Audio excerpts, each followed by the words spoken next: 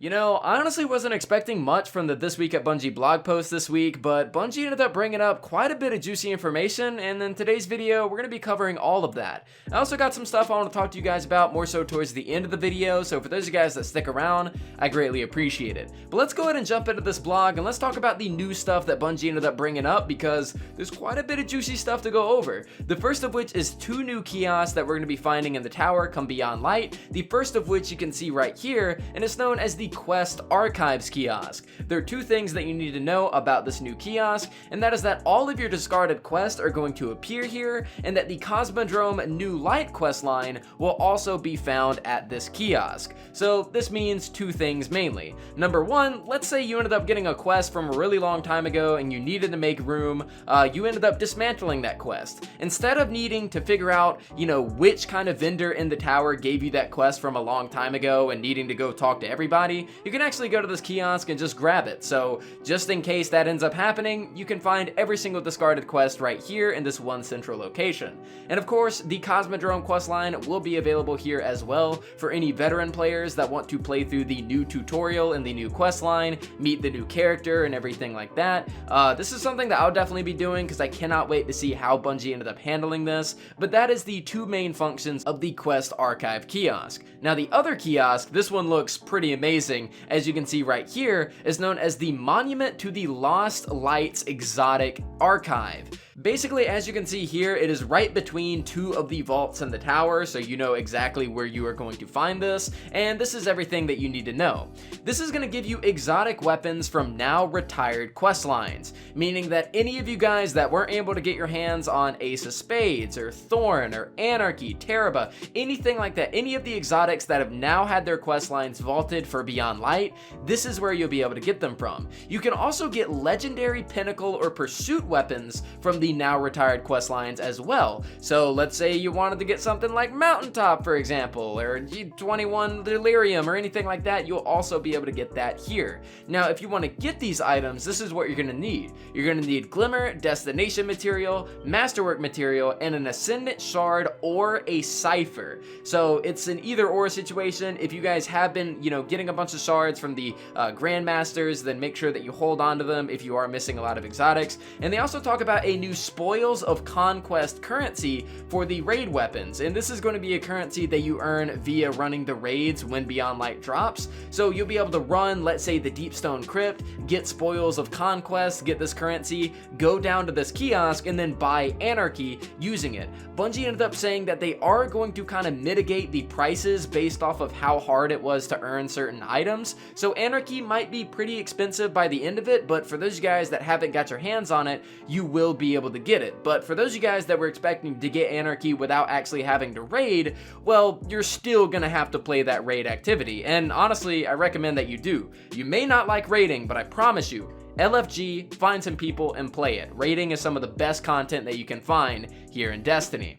Now, aside from that, Bungie ends up giving us a bit of miscellaneous info that we need to know about Beyond Light. So this is just a bunch of random information. They say that Trials of Osiris, the level requirement, is going to be 1210 for whenever it drops. They say that the UI has been updated to be dark mode with Beyond Light, which is something that we already knew. Player waypoints will now display your season rank, so whenever other people see you, they'll be able to see how progressed you are on the season pass. And character creation is actually receiving some polish and a lot of different updates there, which is probably getting ready for the complete overhaul that we talked about in a previous video, but that is all the miscellaneous information. Now, the next thing they go over is something that's pretty important, and this is Sandbox Changes. This is stuff that's completely different from the Sandbox Changes that was dedicated to a previous TWAB. This is just some extra stuff that they never ended up mentioning. They start off by saying that the Traveler's Chosen will have reduced muzzle flash. They say that the Point of the Stag's max power level is now updated to 1310. The Divinity bug has been fixed with Ariana's Vow not being able to get crit hits. The Hunter's Dodge has actually been nerfed with a longer cooldown, so that's very interesting there. Anti-champion mods will now slot to armor instead of weapons, and Orbs of Light across the board have been changed to Orbs of Power to account for the new Darkness subclasses. So there's some huge things. Those last 3 things, maybe those, previous 2 things are pretty huge. The Hunter Dodge being nerfed is really big, honestly, for both Crucible and stuff like GMs and Grandmasters. That's a pretty big deal right there. But the anti-champion mods being able to be slotted to armor instead of being forced to weapons is absolutely huge. Not only does this open up the ability to use exotics with your anti-champion mods, but you'll also be able to use my fan favorite, my own personal favorite. I'm a bit of a simp for this weapon, the curated Nation of Beast. Of course, I love Fatebringer. This is a definite replacement, and being able to use the Dragonfly spec mod as well as Unstop on my armor piece so that I'm able to use this with the explosions and everything like that against champions is really awesome. And I'm glad that Bungie isn't restricting our playstyles, because of this. So I'm glad that they're moving it on over to armor. This opens up a lot of different avenues for a lot of different playstyles. Now, the last thing that Bungie ends up mentioning is the preload information and the amount of space that you're going to need for Beyond Light. So they got all this information for PlayStation, Xbox, PC.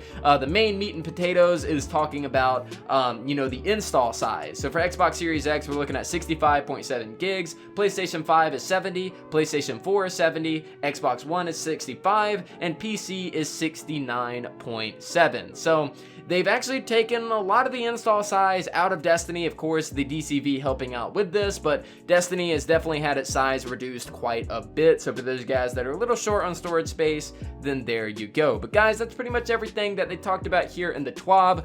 Obviously, the new kiosks is pretty huge, and the anti-champion mod changes are huge. Of course, you got the spoils of Conquest currency being added, and just everything. Honestly, this TWAB is pretty cool. No mentions of a new live event that's going to be coming up. Of course, we found some stuff in the game files about there possibly being a live event for Destiny before Beyond Light drops, but Bungie hasn't said anything. If they do say anything though and mention it on their Twitter or anywhere else, I'd definitely keep you guys updated with a new video. But yeah, guys, that's pretty much it for the TWAB today. Now, before I do end off the video, there's one thing that I did want to mention before we move on, and that actually concerns my sponsor, GFuel. For those of you guys that don't know, I am sponsored by GFuel, and I wanted to announce here on the YouTube channel that we are now back to donating all of our GFuel proceeds to charity, to St. Jude's Children's Hospital. For those of you guys that don't know, a while ago, we ended up actually donating all of our proceeds via the sponsor to charity, but with my whole channel shifting on over from STW to Destiny content,